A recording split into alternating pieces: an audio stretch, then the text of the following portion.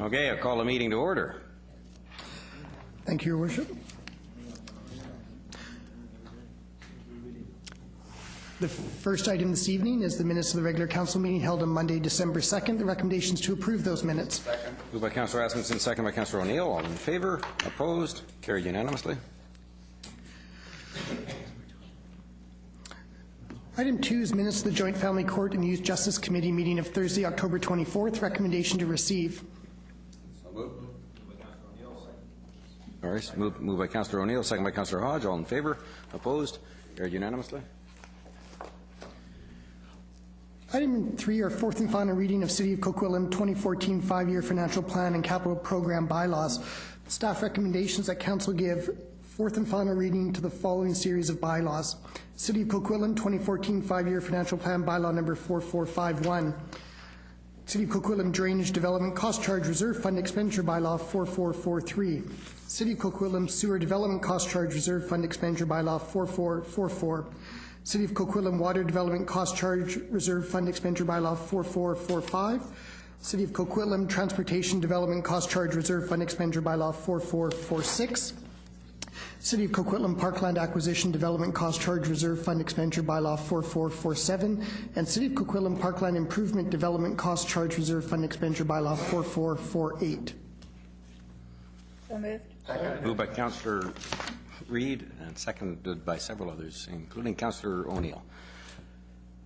Councillor Sikora, do you want to speak? Thank you very much, Mayor. I hope that we are not going to be dragged out too long on this one.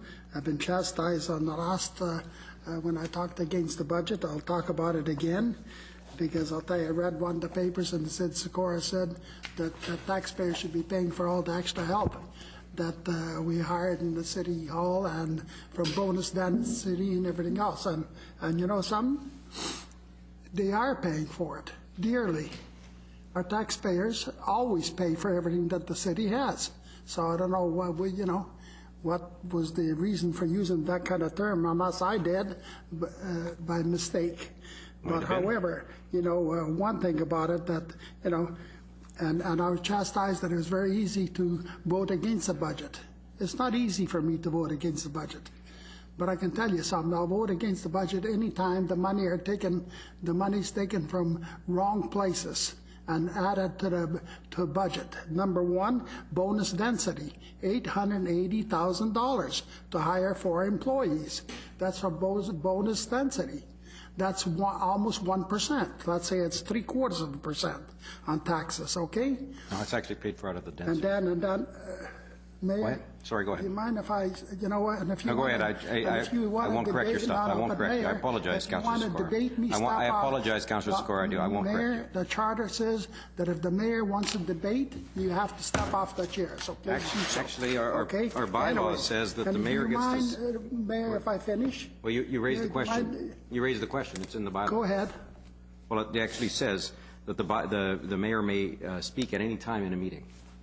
That's right, but not debate. Not debate. Two different things. Okay, Mayor? So I'm going to teach you a few things before before your term is up. Okay. But anyways, and then when you take casino money of $600,000 to spend for a tourist, tourism manager. That's another about 0.5%. So now we're about another 1.25% above what we were. Then you have, on top of it, you have the $700,000 surplus that you found, that the Treasury found, and we spent it. It should have gone to lower the business taxes and the property taxes. So. And then you have 1.5 million of new taxation, which will be another 1.5%. That's 3%. So now that 2-point-some-odd% tax increase looks like 5-point-some-odd tax increase. And it's a funny darn thing, but I'll tell you what, I got people on the street saying to me, what's this? What was the mayor talking about? Good news story. I don't see anything such a good news story when you're you know, when your taxes, if it wasn't for all these things where the money was taken out of the wrong pockets, out of different funds and everything else, and to create a low tax increase, or to somehow say, oh, you'll pay only $15 for your taxes this year because you got a $70 break on solid waste. I mean, you know, just because we can save some money in one department, that somehow the taxes are going to be a lot lower. Well, it's not so. You still pay the taxes that you will. The only thing that your utility bill will be lower, period. But your taxes ain't going to be any lower, you know what I mean? So, you know, but anyways, with all that, you know, it's pretty frightening to have a budget that, you know, and I know, Mayor, that you would, if Mayor Maxine Wilson was the mayor still, you'd be screaming your head off what you went through, what is happening today in the budget. I guarantee you there would have been no silence for 1 minute because you were hammering on zero-based budgeting, you were hammering on many things, and now that's why we do it. And now that you're a mayor, you forget about it. But if you want to question me on it, I can give you cutouts in the paper where you made those comments with Mayor Maxine Wilson. I can bring those in, and also listen to the tapes, and you'll sure hear yourself talk about it. So those are things happening. But now then, on top of it, that, you know, comes this raise that the council members are getting, 1.75%. And when you look at the mayor's salary, that's about $3,000–4,000 a year more. You know, and the expense account, or not expense account, but the gas allowance for the mayor, $750,000 a month, $750 a month, $750 a month, you know, for gas allowance for a car, and the salary. So now it's a gain of about $3,000 a month, and the taxpayers are coming to me to say, and I look at my. So it's a gain of $3,000 a month? Mayor, please. You know what? I don't know what's with you, but please, Mayor. Well, I'm sorry. You just said my salary went up by $3,000 a month. Would probably, yes, with 1.75, yeah, increase in there. You know, 1.75%. So $36,000 a year. Anyways, on 120,000 is yeah, about about $3,000. Anyways, in any case.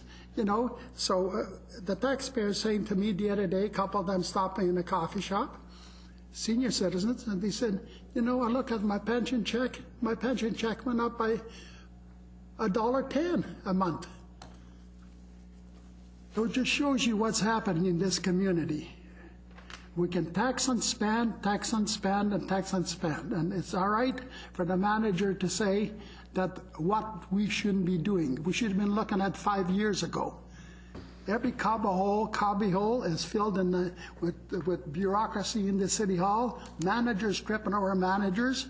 What we shouldn't be doing, we should have stopped that years ago, but we didn't. And now we're worrying what we should be doing because we knew that the balloon has burst. And it's burst a few years ago, but it keeps on bursting. But now we do twist numbers. We juggle numbers around, and numbers are made there to push around, make them look for any way you want to.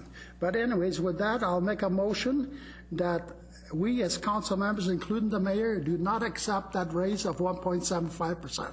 Hopefully I get a seconder. Okay. Okay, so now this is an amendment to the budget to reduce. We're going to actually probably just to reduce the budget by about, I guess, $4,500 or $5,000. Any debate on the motion?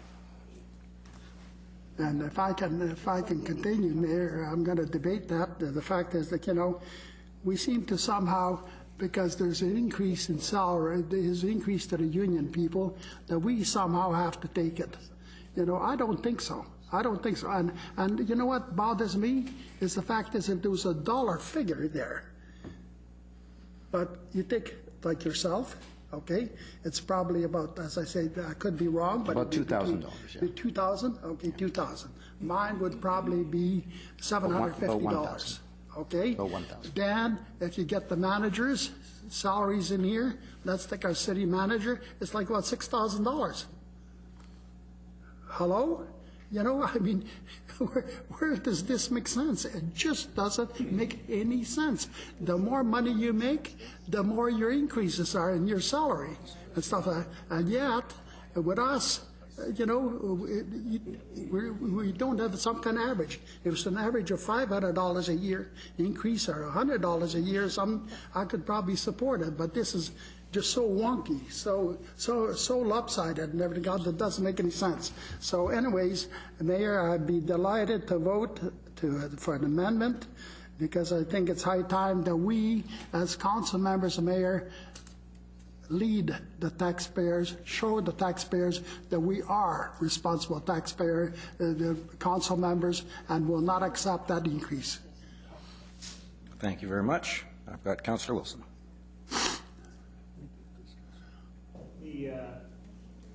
The automatic raise, is it fair to say that that was decided on quite a while ago to avoid being involved in a political situation where councillors have to avoid this, increase their raises down the road? Mm-hmm.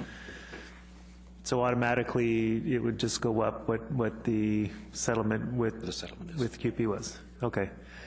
And same with managers. Yeah. Same idea. To avoid, you know, this political process. Yeah. Okay.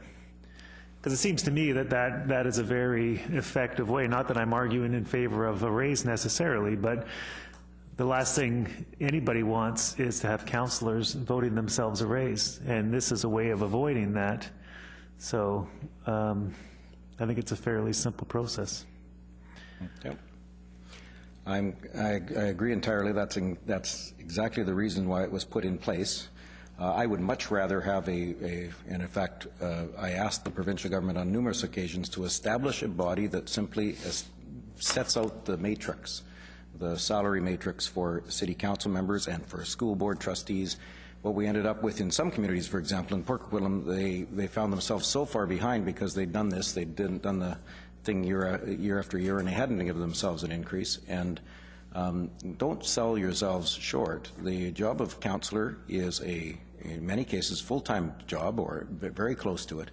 And in order to attract good people, I think we need to fund these positions appropriately. I would be fine actually donating mine to charity, but I don't think I have the right to say to the next mayor, no, I'm going to artificially keep the value of mayor down so that we'll keep the competition down. I mean, ultimately, this is a CEO, Lou calls it CEO all the time, CEO of a $270 million corporation. The job of mayor gets paid about substantially less than half what the city manager gets, and I'll stand up and defend the city manager's salary every single day because we need him. He's an excellent employee, an excellent manager of the city's resources, and he brings us far more than what we pay him in savings every single year. So the challenge before us is how do we step away from this kind of debate every time. That, you know, I sort of expect this. I think he did it last election year as well. That where we end up with let's do a bit of a grandstand. No, the cost of our employees has gone up, and I think the cost of all of that was a decision that we made years ago, and we reaffirm every time this comes up. That no, that decision shouldn't be in our hands, because if we take it into our hands, then we have to take it into our hands next year and the year after that, and eventually you end up having to vote on your own salary. Nonetheless, I would much rather a provincial matrix that simply says that's what a mayor and that's what a council member gets, because it would take it right out of our hands, and it ought to be.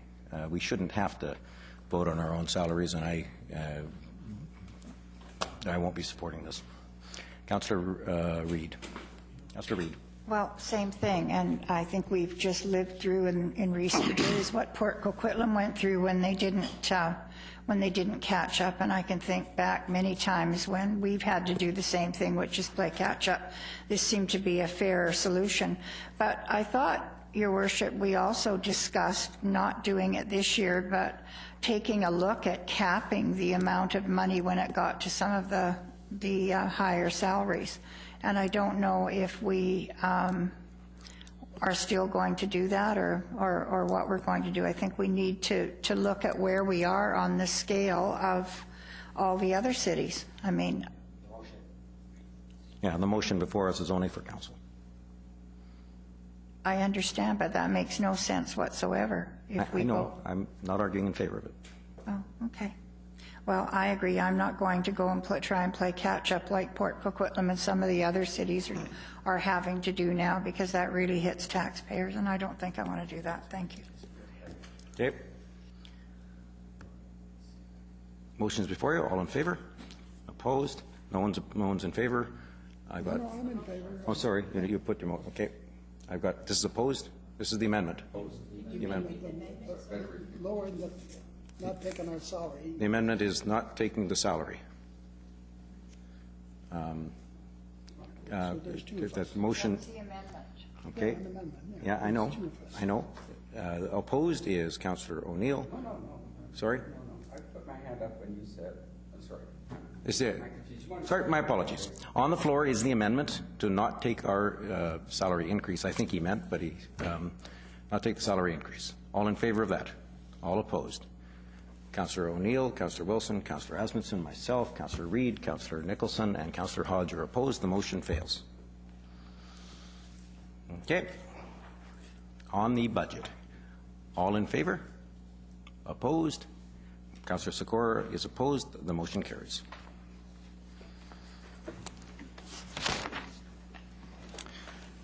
Item 4 concerns the fourth and final reading of the 2013 Water, Sewerage, Drainage, and Solid Waste solid waste rate amendments. The recommendation is that Council give fourth and final reading to City of Coquitlam Water Distribution Amending Bylaw 4454, fourth and final reading to City of Coquitlam Sewerage and Drainage System Amending Bylaw 4455, and fourth and final reading to City of Coquitlam Solid Waste Management Amending Bylaw 4456. I just apologize, I believe that should be 2014 Water, Sewerage, and Drainage.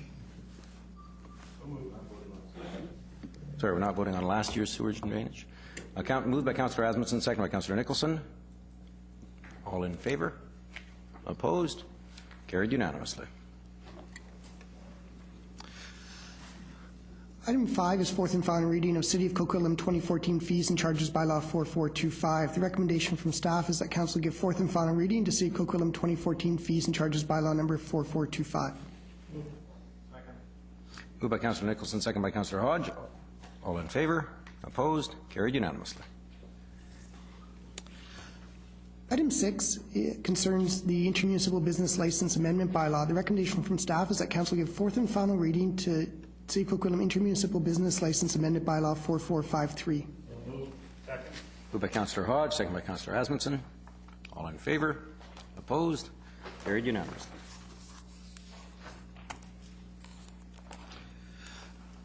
Item 7 on the agenda was withheld, and so we'll move on to item 8 at this time. Item 8 concerns the 2013 Spirit of Coquitlam Grant Awards. The recommendation is that Council approve the 2013 Spirit of Coquitlam Grant Program list of recommended disbursements as outlined in the report. Moved by Councillor Nicholson, second by Councillor Asmundson. Councillor Reid. Thank you. I just want to bring up another point that's been made here about money taken out of casino funds. This is the Spirit Grant. This is the money that we take out of, actually it's tourism dollars that come from the casino, all the folks that come here to use the casino, and this is our share of I guess you could call the profits, and that it comes to us. And we have chosen to take $200,000 a year to support a whole tourism economic development program. It would be the same as if we had hotel taxes. These are, you could call them a tax, you could call them recreation tax, you could call it whatever it is. And that's the appropriate place to take this. It's not hiding money, it's not hiding jobs, it's actually taking money from a tourism opportunity to try and enhance the tourism for all the businesses. We have the highest business taxes in the Lower Mainland, And this is just one effort that this council is making to try and bring more business to Coquitlam. I wanted to bring that up. Nope, and I completely applaud it. It's a good use of it. Councillor Sikora. Yeah, thank you very much. You know, to mix this up, Council Reid, to mix this up, yeah, as you know, these applications are going, the matter of fact, the casino money is for sports people. It is not for hiring employees. I'm sorry. You do not hire employees from, you know what, you could have been very easily, you could also, guys, every council member could have agreed to somehow take $2 million from casino fund and then tell the taxpayers your taxes are 0 increase this year. You're hiding, you're fudging the budget, and that's exactly what's happening. So, you know, you cannot somehow hire a tourist manager out of the casino fund to somehow say that the sports people dislike sports people. No, not at all. This money belongs to sports people and other people that always have been here since day one, you know, that the casino went in and should continue that way. But to somehow, you know what, that's what happens with the politicians. The politicians can't be straightforward. You got to go kind of twist a little around the corner, twist things, you know, and maybe paint things in the corner to make yourself look a lot better. Councillor Sikora, Make yourself look a lot better. Councillor Sikora, please don't call your colleagues liars. And you know, the professor is laughing. But anyways, the tourists that somehow, you know, because it's tourism money. How can it be tourism money? How casino be tourism money? To forget about it. Councillor Sikora, in most communities, money must be spent within a community, you know, and not for employees and that type of deal. So, you know, I mean, I've heard a lot of things in my political career, but nothing ever that bloody stupid. Thank you very much. It was for the whole department, too, not just one staff. I just wanted you to know that. Councillor Sikora, almost every jurisdiction that I can think of, casinos are tourism money. That's what they generate. They generate tourism money. We could have waited. We could have put a hotel tax on the hotel at the casino. I suppose that would have been using the casino for tourism, but almost everyone I can think of uses casino money for tourism. But Councillor O'Neill. Just a little thing about casino revenues. The city gets a portion of the revenues. The bigger portion goes to the provincial government. And the provincial government itself does not have any stipulation about where those monies go. I believe those monies go into their operating budgets and not spent on capital. So we're actually being very conservative, very prudent in how we spend that section of the casino money that we get. The vast majority goes into capital-oriented reserve, and some of it goes into these funds. And none of this is actually directed by any law, any statute. It's council policy to do it this way. It's not written in stone, not carved in stone. It's written on paper, and at any time council could decide, and it's perfectly within the rights of any council, reflecting the needs and wishes of the community as it exists today, not as it existed 15 years ago, to change these policies. And one of the ways that we changed it this year was to devote some of those funds to tourism, and which I think was quite appropriate, because I do believe it's as Councillor Reid said, it's essentially like a tourism tax to begin with anyway.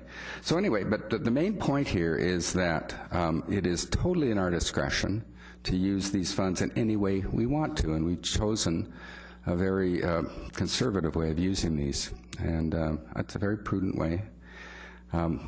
We could, certainly we're not adopting some practices that other jurisdictions have done throughout North America with their revenues, if you want to start comparing. And we're much more responsible. Thank you. Thank you very much. Seeing no other speakers, all in favor? Opposed? It carries unanimously. Item 9 is the report of the General Manager of Engineering and Public Works. Concerns the Chine Slope Stability Assessment. We have introductory comments by the General Manager and the staff recommendations that Council receive the report, the assessment report, receive the geotechnical report, and direct staff to post these reports on the City's website for public viewing. Moved by Councillor Asmussen, seconded by Councillor O'Neill. All in favor? Opposed? Carried unanimously. Item 10 concerns an application for liquor primary licenses for the Cactus Club Café located at number 110, 101 Schoolhouse Street. There's a two-part recommendation before council, one to support or not to support the application in line with the city's policy, and two, that the report of the city clerk be sent to the LCLB as council's comment. I move not to support the application, and I'd like to speak to it. I'll second that. Moved by Councillor Reid and seconded by Councillor Sikora to reject the application. That's 1A. Councillor Reid. Thank you. This is the Cactus Club restaurant, which I quite like, and they have a food primary license, and they have all the folks in there doing what the folks do in the Cactus Club Café. They are not a pub. I do not see that they need two licenses, and the minute this to me is quite precedent-setting, although I heard there was another one, which has ceased not to be any longer, as far as I know. But this, to me, opens up the door for every restaurant who has a food primary to now open up for a liquor primary, and we can have a pub on every corner, or maybe several. And I don't know what kind of a town that you want to live in, but I think the food primary, they're all operating like pubs now anyhow.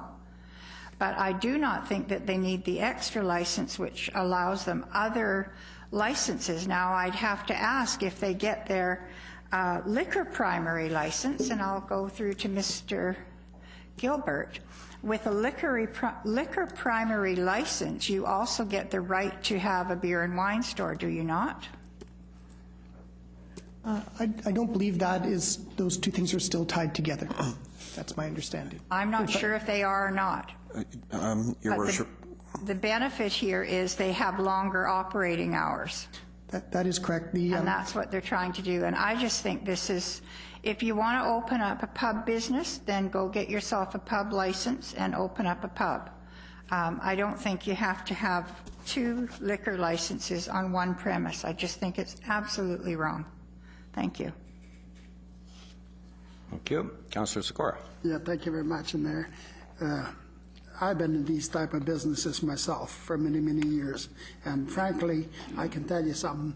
I can't believe for 1 minute that somehow somebody's going to go and eat at 1:30 in the morning at the Cactus Club or any restaurant outside and go there to drink and have a bar. And all they have to do is hire a band to play some music, and they're a pub.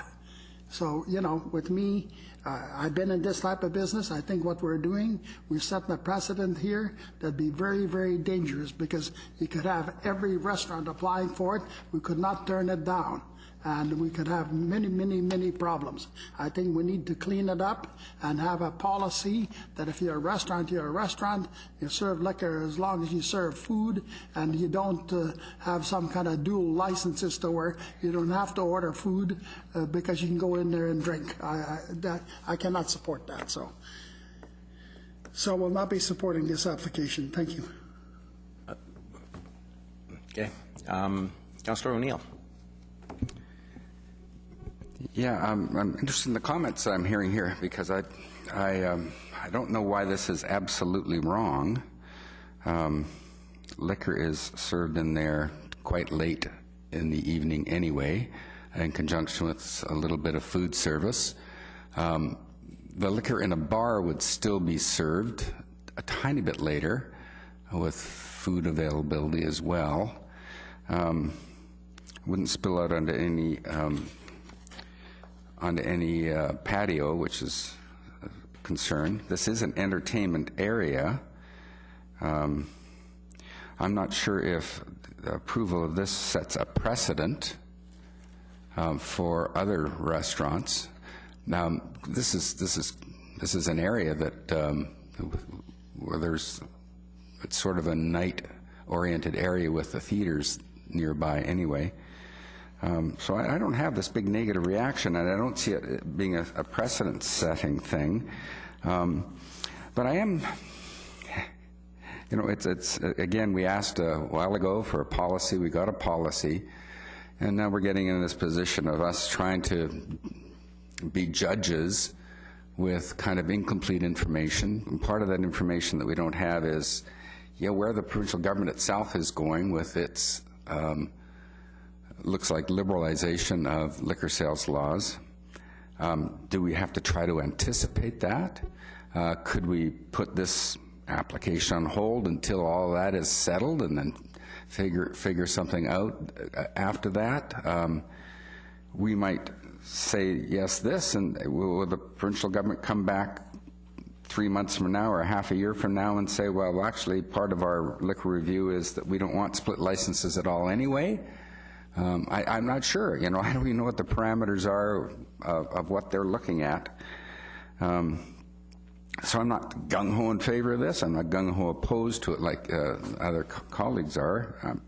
I just thought it couldn't really do much harm, for this area specifically, to have this little bit of a change. But there's a lot I don't know about what's going on in the province. So I'm kind of uncomfortable about if this is the first time we've done something like this, or first time in modern 21st century history we've done something like this. Maybe we should wait.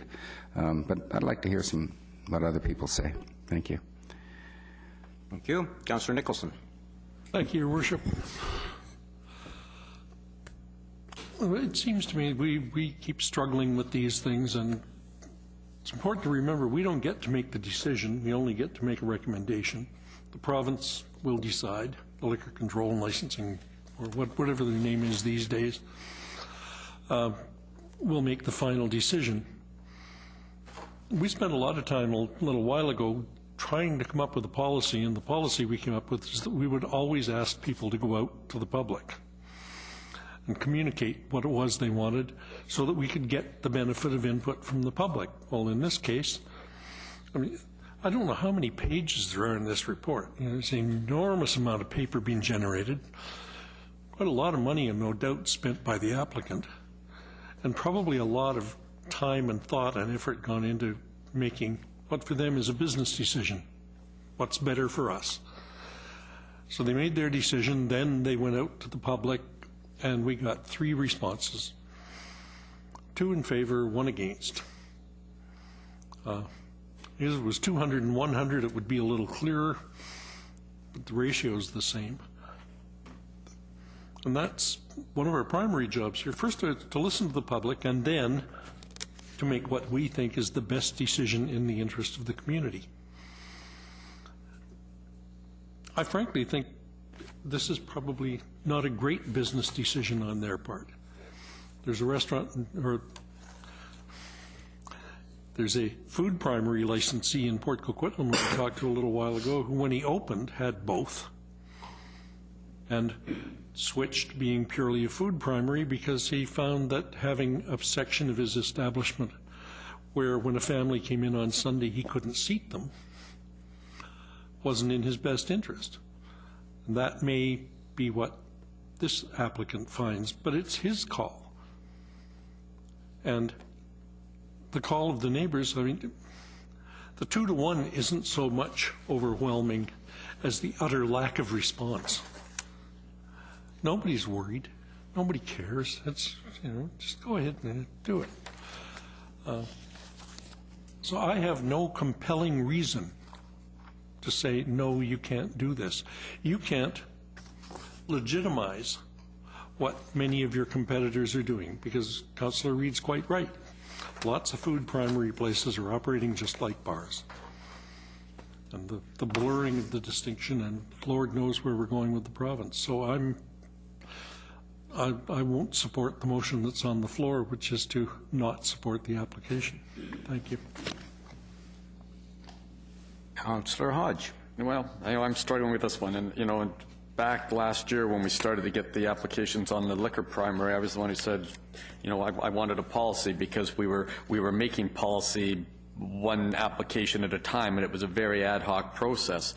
And you know, this one is troubling because, you know, we've been wrestling with this. It's, you know, if you go back 30 years ago, there was a distinction between a liquor primary and a food primary, and the you know, the distinction has become blurred on both sides, is that we seem to be meeting in the middle. And I know that with the provincial government looking to do a whole review of the Liquor Control Act, that I'm just sort of wondering if we're going to see some direction, or if they're just going to blend them all in province-wide into one license, because pubs are acting like restaurants, and restaurants want to now become bars.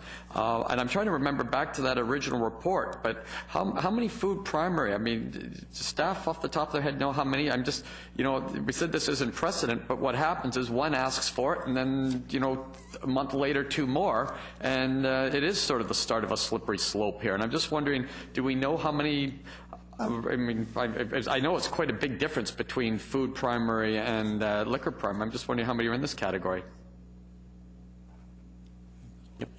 I think Mr. McIntyre and I are doing a Vulcan mind meld to try and come to our number, but I believe it was somewhere between 150 and 180. Does that ring a bell?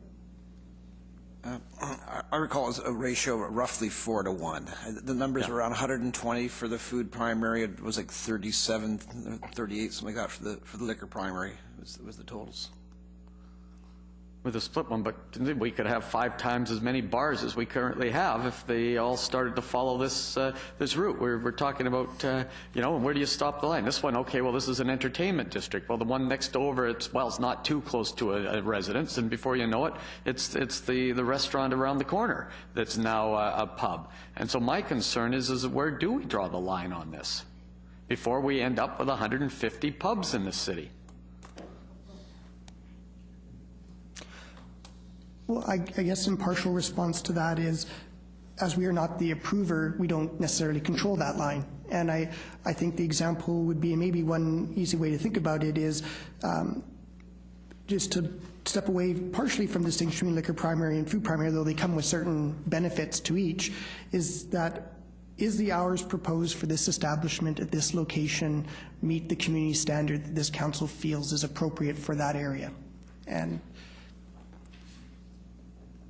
leave the Liquor Control and Licensing Branch to undertake its licensing process. There are, as Councillor Nicholson pointed out, and Councillor Reid has pointed out in the past, there are very stringent requirements around liquor primary licenses that the applicant is agreeing to undertake, and as Councillor Nicholson spoke to, the one in Port Coquitlam found that it did not meet their needs to continue to operate under that license. I think this is shifting landscape, and the fact that the province is undertaking a larger review speaks to that shifting landscape both in the present and in the past, because it needs to do this review because it's so convoluted, because the amount of variables across the province are so great that it's been difficult to land on the right spot.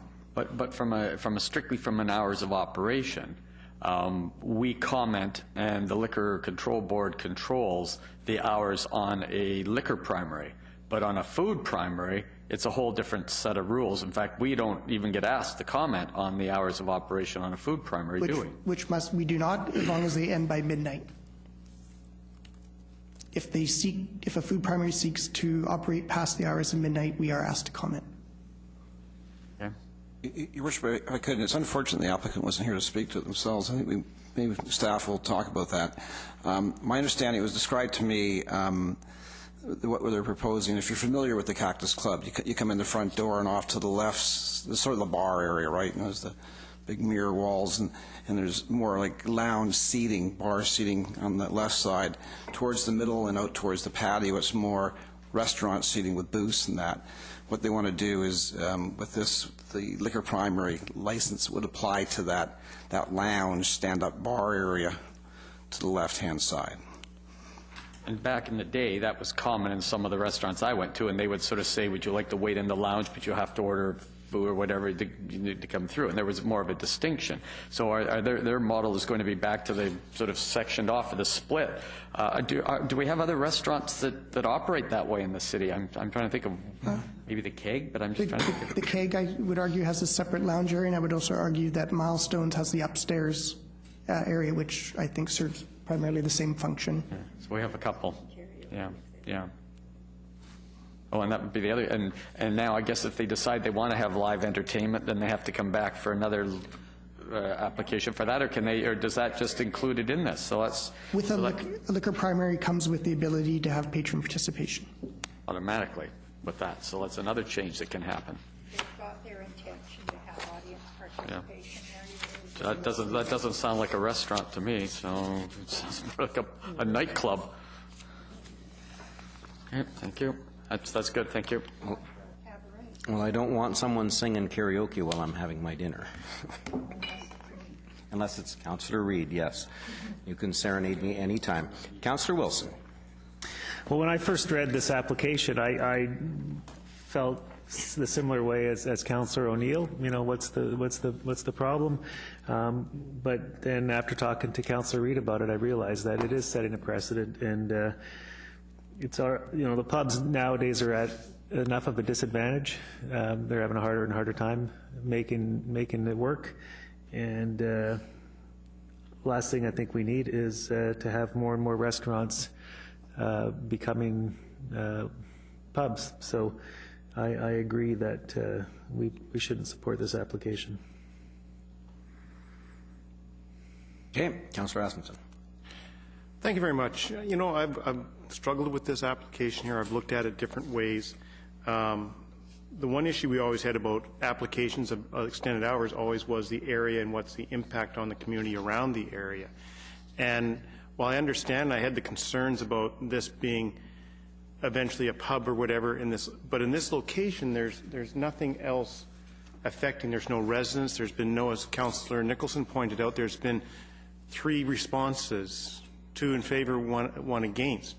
I concur about the pubs making, but pubs today, if you look at pubs and their menus and stuff from what they originally were, are almost like a restaurant now in what they serve in their food.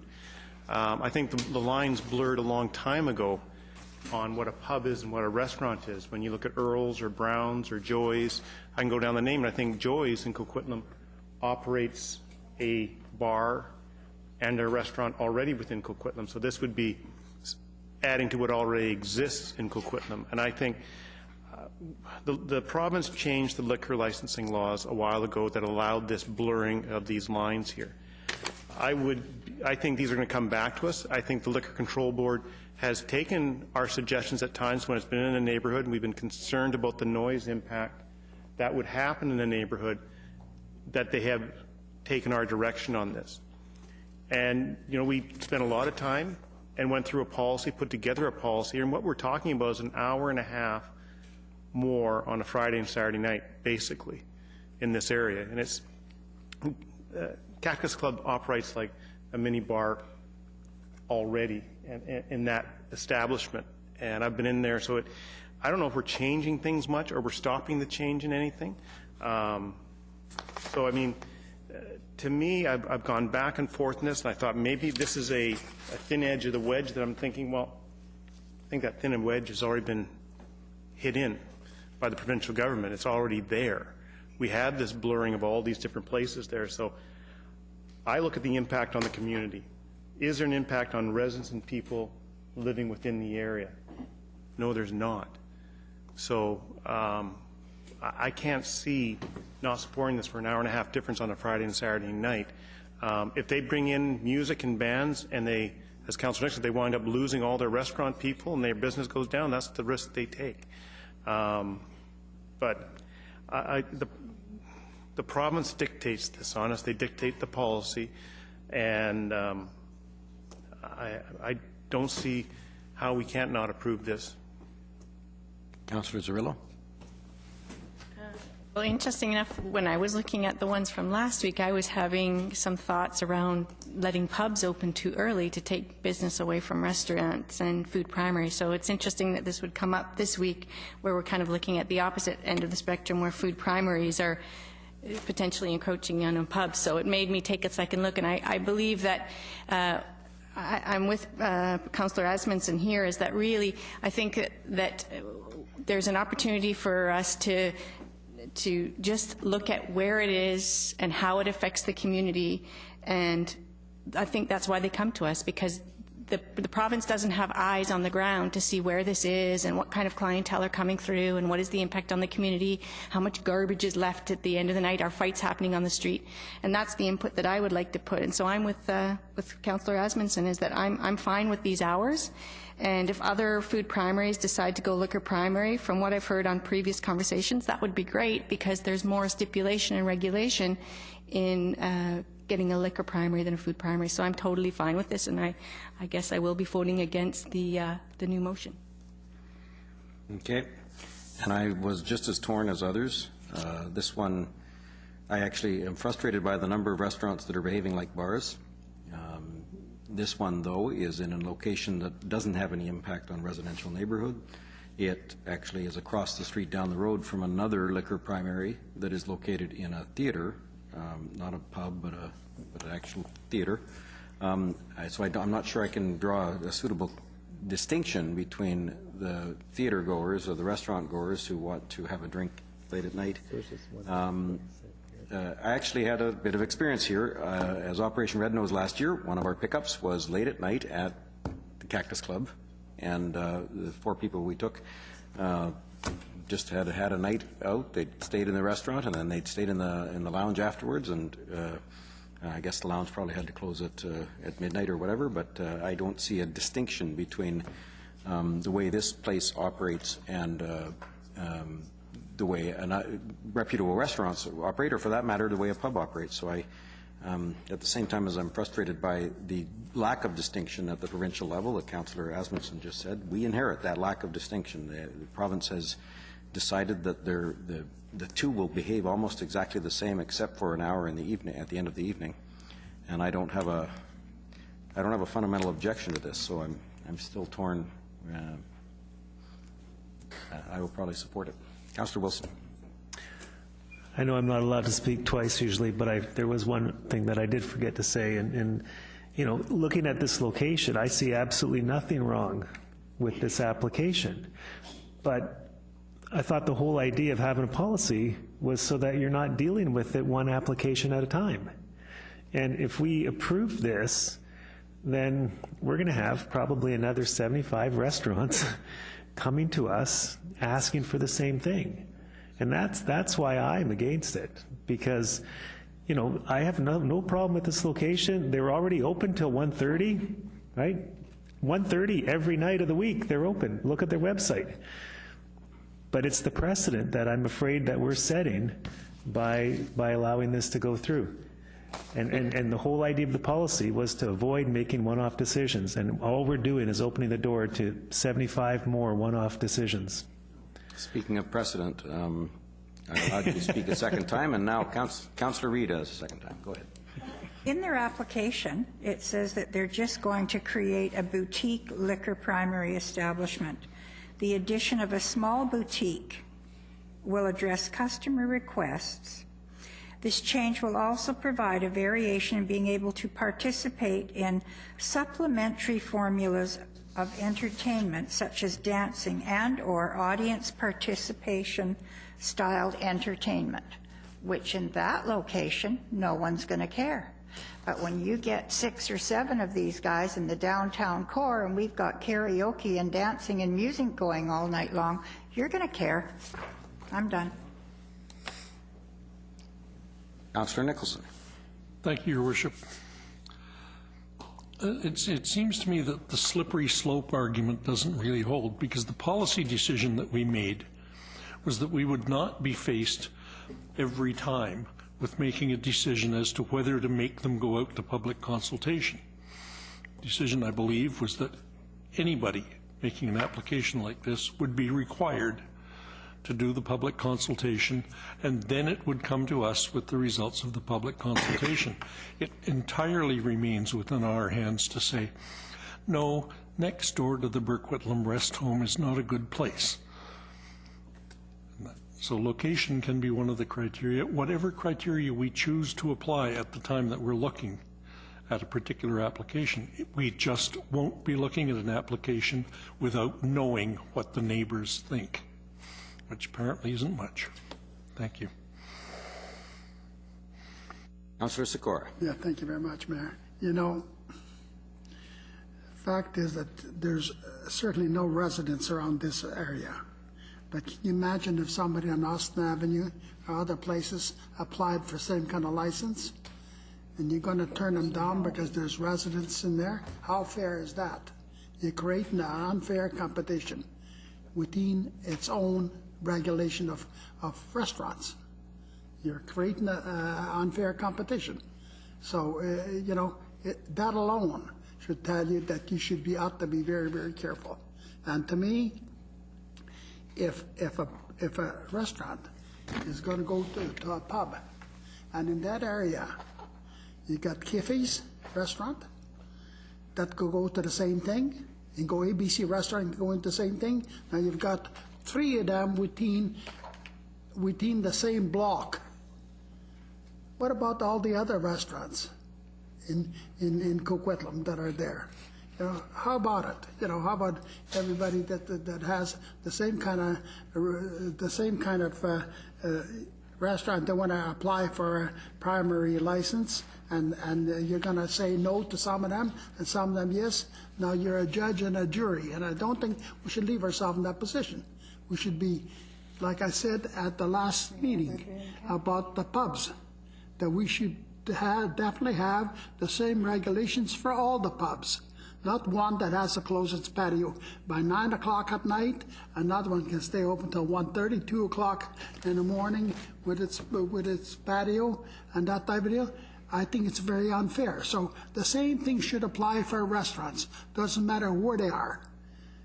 A level playing field. I'd hate to be in a business myself where I have a city council that is working against my business because they are accommodating somebody else that is in a different kind of location or whatever it may be, and they can have karaoke and dancing and everything else. And here, just here a few months ago, we turned down one of the places that wanted karaoke. Just till regular hours, we turned down on the karaoke alone. So, you know, I've been in the hotel restaurant business for all my life. And I can tell you something, do not create uncertainty amongst the businesses, whether it be pubs, whether it be restaurants, whether it be grocery stores, whether it be whatever. You do not create the uncertainty and have somebody have a much bigger advantage than the other person. You know, that's creating, and you know what? Our taxes for businesses are the highest of all municipalities, bar none. Actually, they are. And then we create uncertainty on top of it. I mean, how fair is that? Thank you. Councillor O'Neill. Yeah, I started off 20 minutes ago or so by saying I wanted to listen to people because I had an original thought and heard from Councillor Reid and Councillor Sikora about their thoughts and listened to other colleagues. And so I have decided to oppose the motion that's on the floor, and I'll be voting against the motion. There's a lot of points raised. I think Councillor Nicholson made some very good points. The only one to actually address the paucity of public feedback that we had, and that says something. And this was a big part of how we're supposed to make our decision. I'm glad he reminded us of that. I think what we're primarily trying to do is to make the best decisions for the community. You know, when all things are equal, I want to try to give businesses, the individual landowners, the freedom to do what they want with their property, with their business. I mean, obviously there's a lot of overlays over that, right? A lot of overlays. But when I'm stumped on issues now and again, I think, okay, you know, what does a person who owns the business, or what does the person who owns the land want to do with that land, want to do with that business? You know, one of the councillors said they hate to be in a position to oppose business or to oppose business development by creating an unlevel playing field. Well, we're in a position of opposing this business and its plans about what it wants to do, what within very strict rules set by the provincial government. And as well, as I should remind everyone about the Good Neighbor Protocol. that goes along with this. And we'll be discussing this as we go through the rest of these applications. The importance of that good neighbor protocol, that people are going to be expected to be good neighbors to the neighbors around them, to ensure that the parking lots are looked after, the back alleys are looked after, the noise levels are looked after, any potential nefarious behavior is looked after, all of that stuff. So it's been a good discussion, and it really helped me make up my mind. Thank you. Mr. McIntyre had a comment. Yes, thank you, Your Worship. Hopefully this will help Council not only with this application, but the other two we have on the agenda tonight. The liquor licensing referral policy that we brought forward and finalized with Council a couple of weeks ago did a number of things. Maybe the main part was around the hours of operation, because that's what we've been wrestling with. You know, do you open till 1, till 2, whatever. And we tried to provide a framework with that, but at the same time, reserving some discretion for Council around that. So I think the hours of operation are pretty clear. The policy also sets out the public consultation process we would undertake with these applications. Council is delegated that to staff, so when these referrals come in, the Clerk's department can commence the public consultation, so it's more time efficient. But it lays out that process so everyone's aware up front, applicant, the community, and everyone. The policy also sets out, and this is more for the staff in my area, it was an analysis of the applications. And really, it's very much like the same sort of analysis we do for a rezoning application. Like, what's the traffic impact? What is the area of the community? What's the zoning? What are the projections in that area? In this case, it talks about proximity to existing licensed facilities. So those are things that staff are trying to analyze and work into the report. And that then puts that on the table for Council to consider, because at the end of the day, you're the ultimate arbiters around what are the community impacts from that application. So I would urge you, it's the same way you look at a rezoning application, you got to weigh all the pros and cons and the impact on the community, and you can make a decision.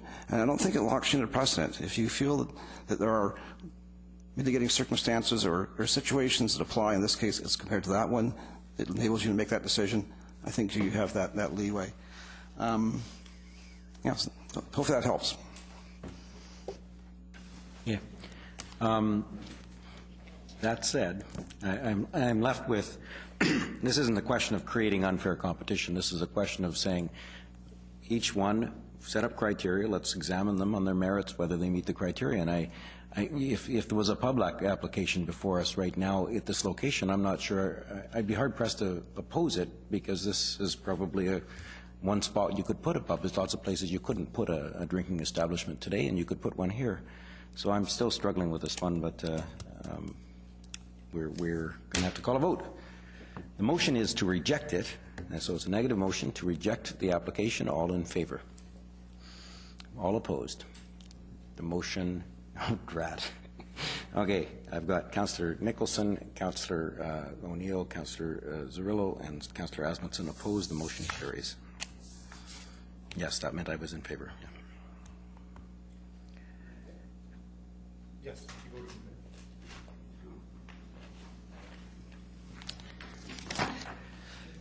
Item 11 is our second application for liquor primary licenses for Douglas College, located at 1240 and 1250 Pinetree Way.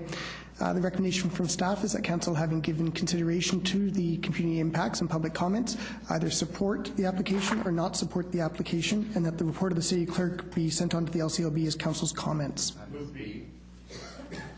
Moved by Councillor. Yes, actually, if we could back off a moment. No one moved anything. I'm slow on the draw. I'm the director of the Douglas College Foundation. Councillor Nicholson is a director of the Douglas College Foundation, and under a recent court ruling, there are some cases in which cases you might be found to have a pecuniary interest that isn't pecuniary. So, Councillor Asmundson moves B. I second. Councillor O'Neill seconds B. Councillor Wilson. I support this for the most part. My only concern is, and I guess it's a question, does this open the door to allowing Douglas College to have a pub in the building?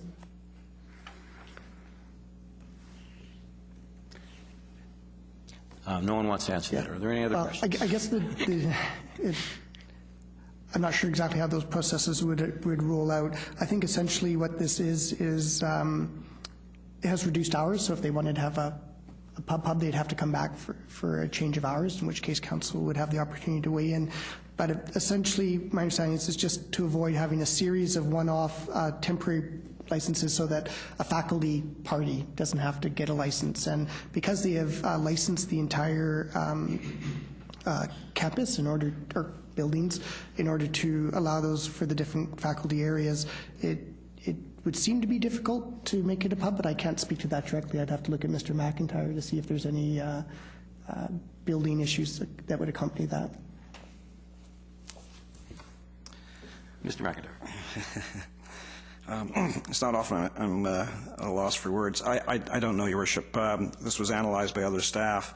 My understanding is, as the city clerk has explained, it was for more of a convenience to enable them to have the ability to stage these special occasions without having to come forward with an application each time. I don't believe it was specifically to establish a liquor primary, because with that I'm pretty sure you'd need to identify location, seating capacity, and the like. So I'm not sure that information is here.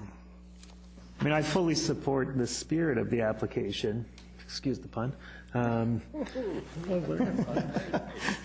Oh, no. But, you know, it's right beside a high school, and I'm just not comfortable supporting it if there's a chance that approving this could allow it to become a licensed pub right beside a high school.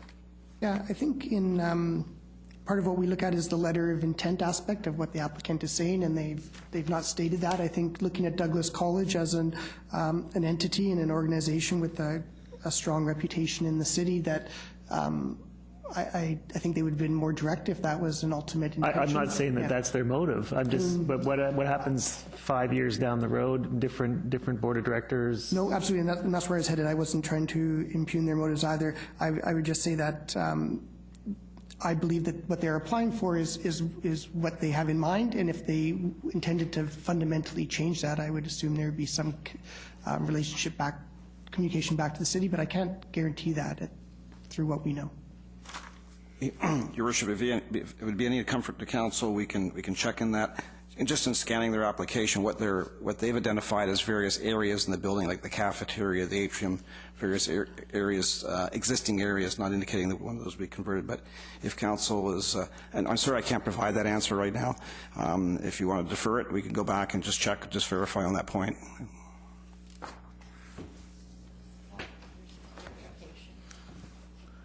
Okay. Councillor Sikora. Thank you very much, Mayor. You know, there's another liquor primary, although the hours are a little different. But can you imagine a college wanting a liquor primary? Yeah. I mean, to be a lounge from 11 o'clock in the morning till 11 o'clock at night, to be nothing else but a lounge? I think this is outside. I mean, I don't know how many more applications we're going to be getting, but they'll be streaming in, and I will not be supporting this one.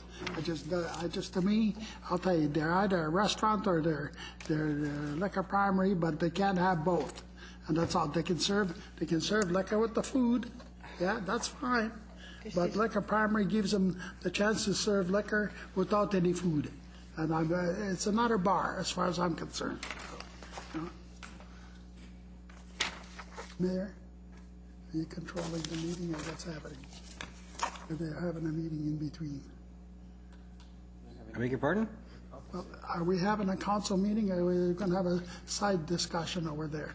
Well, you quite regularly have side discussions. It's not a big issue. We haven't traditionally held to that. Well, maybe not to you. It's a big issue, but I think we haven't traditionally held to that. If you like, from now on, I will prevent all council members from. If there was anybody else, you'd bring them to order in a hell of a hurry. Well, I've never brought you to order, and you had several side discussions earlier this meeting, Councillor Sikora. Councillor Hodge.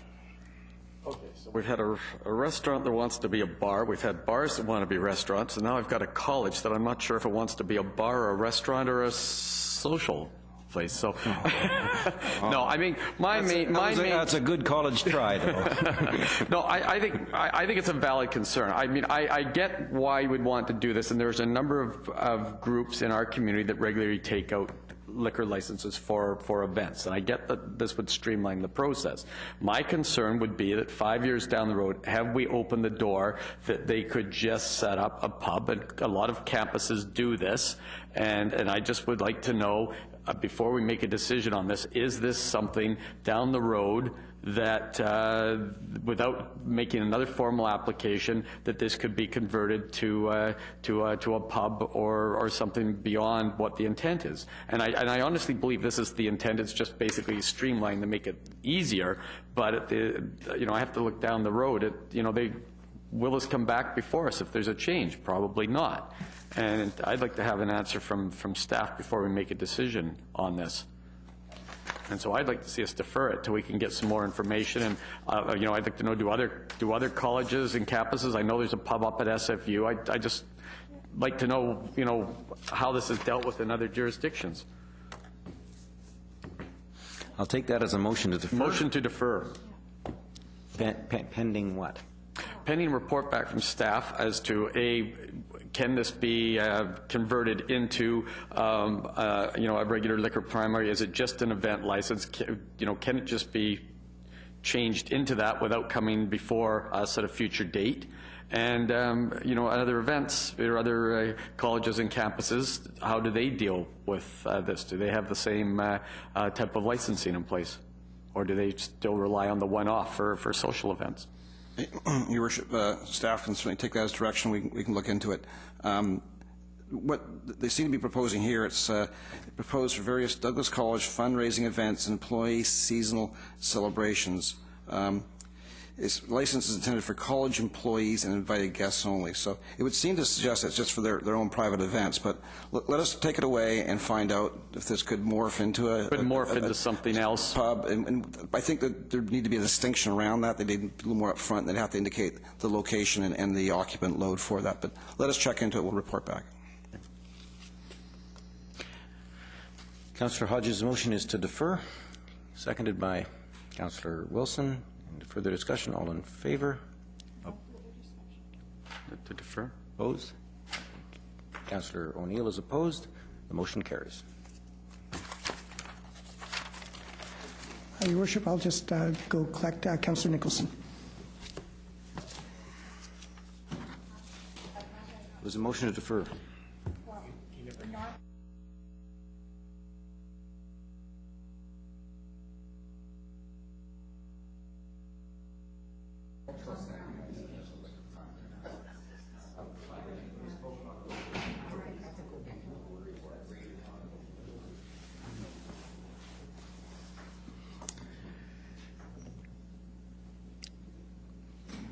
I hesitate to introduce this item. Item 12 is an application for a permanent change to a license for a liquor primary establishment. This is for the Townhall Public House located at 925 Brunette Avenue. As per the other applications, the recommendation of council, having given consideration to the information found in the report, support or not support the application, and that the report of the city clerk be forwarded to the LCLB as council's comment. Second. 1B is moved by Councillor Hodge, second by Councillor Nicholson. Councillor Sikora. Thank you very much. There also, the patio closing at no later than 9 p.m. Who's going to enforce that? The patio closure, is it our bylaw enforcement, or is it the RCMP, or is it liquor inspectors? Who is it? Or all the above? Mr. McIntyre. Your Worship, and we wrestle with that ourselves at the staff level. It's maybe a little difficult. I think when we brought the policy forward, the explanation was this would be part of the comments coming back from the City of Coquitlam. The City Council, this would be their comments on this application, indicating whether they support it or not. And the request would be that the LCLB through their liquor licensing, establish that these be the hours of operation for this facility, opening, closing as per our policy or what council requests.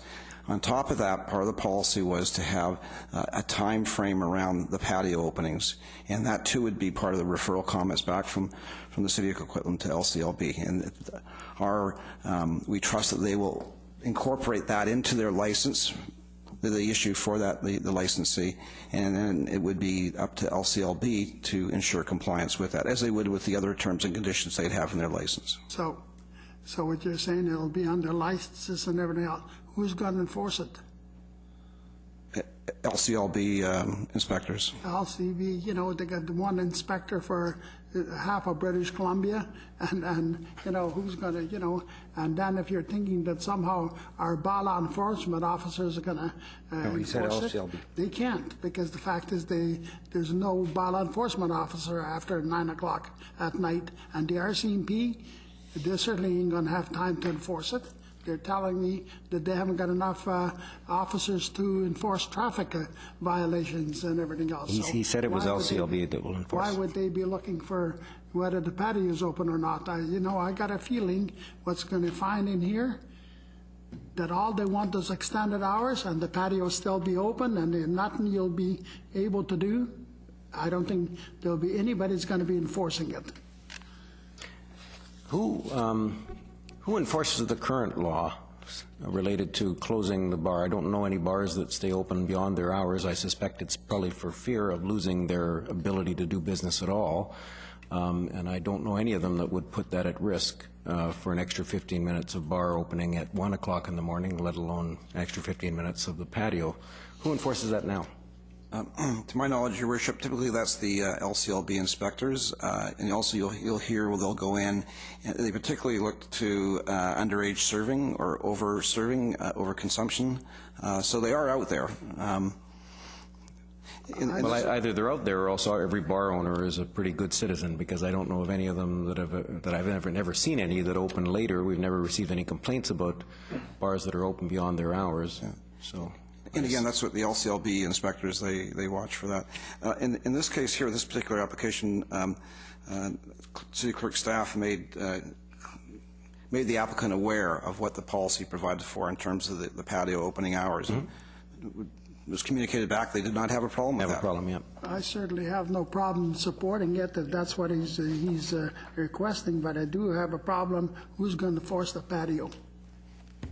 Mr. Clerk. Just to support Mr. McIntyre's comments, there is indeed LCLB inspectors. I know that they are active in the community because the letters for those establishments which have run in violation to the rules come through the City Clerk's office and indeed results in the suspension of their liquor licenses for specific periods of time.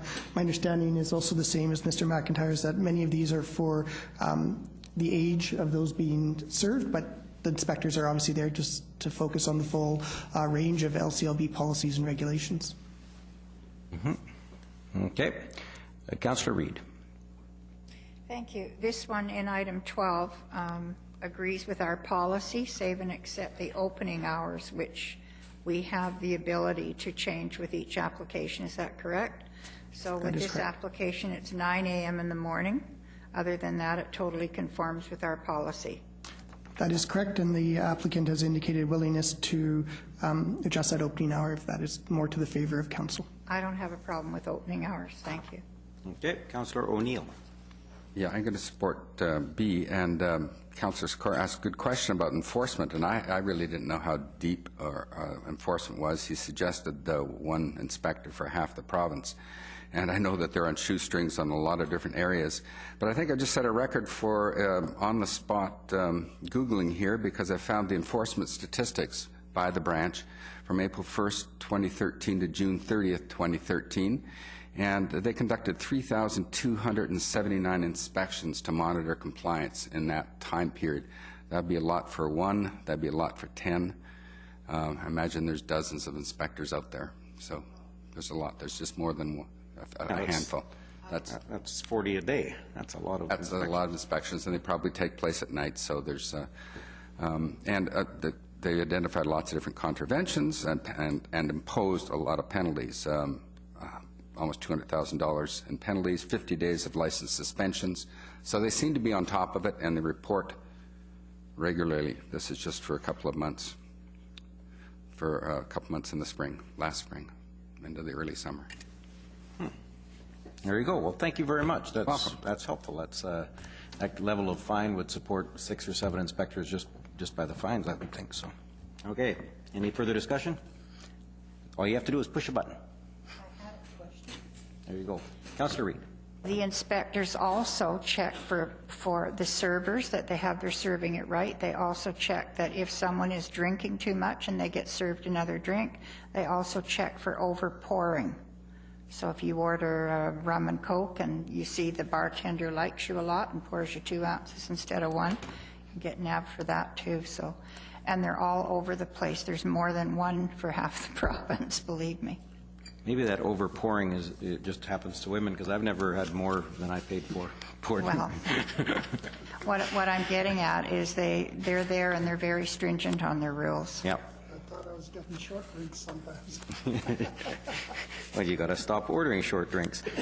Councillor O'Neill. Yeah, just drilling down a little further, actually 2 of the actions took place against Coquitlam establishments. So they aren't just patrolling downtown or in the rowdy suburbs south of the Fraser. They're actually patrolling here as well, and resulting in multiple-day license suspensions at 2 establishments. Yeah. If you ever see a bar closed for renovations suddenly without warning, same with restaurants. Thank you. Okay. Motion is B on this one. Town Hall, all in favor? Opposed? Nobody's opposed. We're all in favor of that one. Your Worship and members of Council, item 13 has been asked by the applicant to be deferred until January. Moved by Councillor Asmussen, seconded by Councillor Nicholson to defer. All in favor? Opposed? Carried unanimously. Item 14 is council member appointments to 2014 advisory committees, statutory committees, and other bodies. Staff recommendations that council approve the appended list of these appointments as per the report. Moved by Councillor Asmussen, seconded by Councillor Hodge. All in favor? Opposed? Thank you to all of those council members who have taken on these duties. Important work to be done. That motion carries unanimously. Item 15 concerns the 2014 business plan priorities. We have introductory comments by the Deputy City Manager. The staff recommendations that Council approve these 2014 business plan priorities as identified in Attachment A to the report. Moved by Councillor Nicholson, seconded by Councillor Asmussen. All in favor? Opposed? Carried unanimously. With the comment that that's excellent, says Councillor O'Neill. Item 16 is the 2013 progress report and the 2014 work plan from the Staff Committee on Business Improvements and Customer Services. We have introductory comments by the Deputy City Manager. And the staff recommendations that Council endorse the 2014 work program is included in Attachment B to the report. Second. Moved by Councillor Reid, seconded by Councillor Asmussen. All in favor? Nope. We'll take a 10-second recess here. Councillor O'Neill is trying to read his writing in the margins. Okay. Councillor O'Neill. So in the work plan overview, I'm going to introduce the subject. I don't see in the work plan overview where and who's responsible for the stop doing list and who's going to develop that. I didn't see that in there. Thank you very much. Through the chair, that'll be a combined effort of Michelle Hunt, our Manager of Corporate Planning, myself, and the City Manager. Thank you. I'll write that on here now. There's a motion on the floor to change the name of the stop doing list to something to do with O'Neill.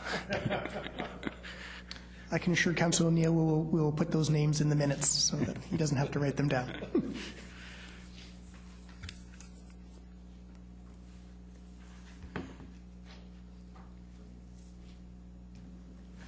We have a motion. Yep. Okay. All in favor? Opposed? Carried unanimously.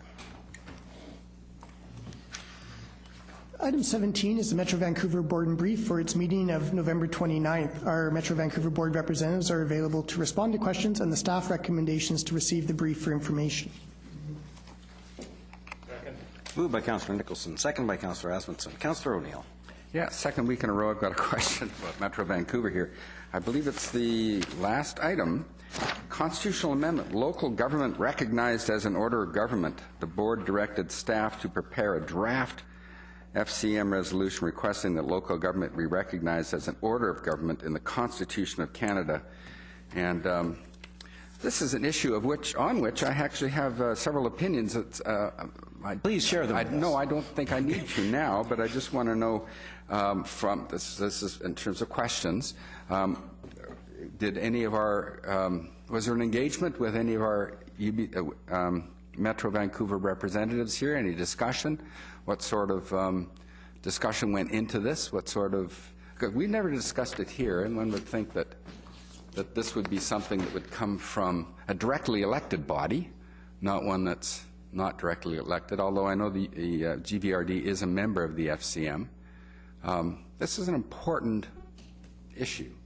And so I see Councillor Reid's red button is rolling there. So I just want to know, so in terms of, we can only ask questions here, what sort of discussion went on? What sort of arguments were put forward in favor of this? Were any put forward against this? Well, it wasn't so much discussion or arguments this time. The discussions or arguments come up every time this is put forward. This is the same motion that, or a very similar version of a motion that has existed ever since I've been involved in government back in the mid-90s. The suggestion that local government should be recognized in the Constitution as an order of government. The word order is the new word. That's been changed from level of government because some people felt level of government put one above the other, and order of government would perhaps put them on the same level. Councillor Reid probably has a... Well, I think we've all, for many, many years, I think UBCM and FCM and everyone has tried to get local governments recognized as an order of government. And so I would say to you, in the spirit of the season, dear Santa, please. Well, I'm not.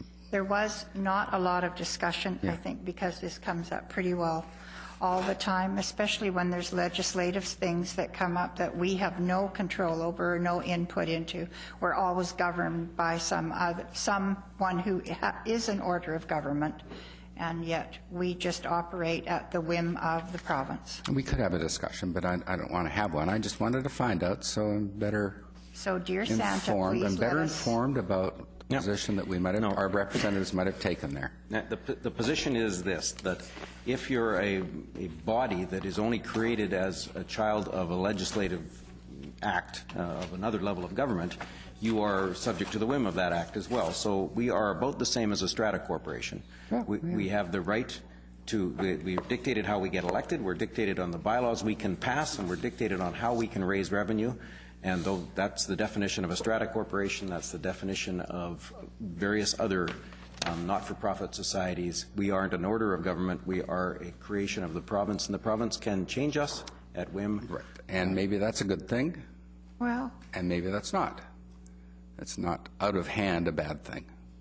There's been a lot of discussion. There are good reasons for that to be in place, and it's worth a good discussion at some time. I don't want to discuss it now. But UBCM, I think we had good discussion. Yes. Well, perhaps we will have that discussion later. Yeah, maybe we will. Are there any other questions of the members of Metro Vancouver? Seeing none. Or motion to receive? We do not have a mover for that yet. We already have. Okay. It was right. It was the two sons, I think. All in favor? Opposed? Carried unanimously. I have some... We have one on-table item this evening. This concerns, so this will be item 18. I draw council's attention and those in the audience to the blue pages at the back of the room. This concerns citizen appointments to the 2014 Advisory and Statutory Committees. The recognition from staff is that council approved the 2014 citizen appointments to Statutory and Advisory Committees as listed in Attachment 1 to the report before you. Moved by Councillor O'Neill, second by Councillor Nicholson. All in favor? Opposed? The motion carries unanimously. Your Worship, that's the last formal item on this agenda. One quick comment. Item 8 came and went relatively quickly. It was the grants, community grants, spirit of Coquitlam community grants, and I do want to acknowledge on behalf of Council not only the recipients, but all of the community groups that are eligible for that kind of grant.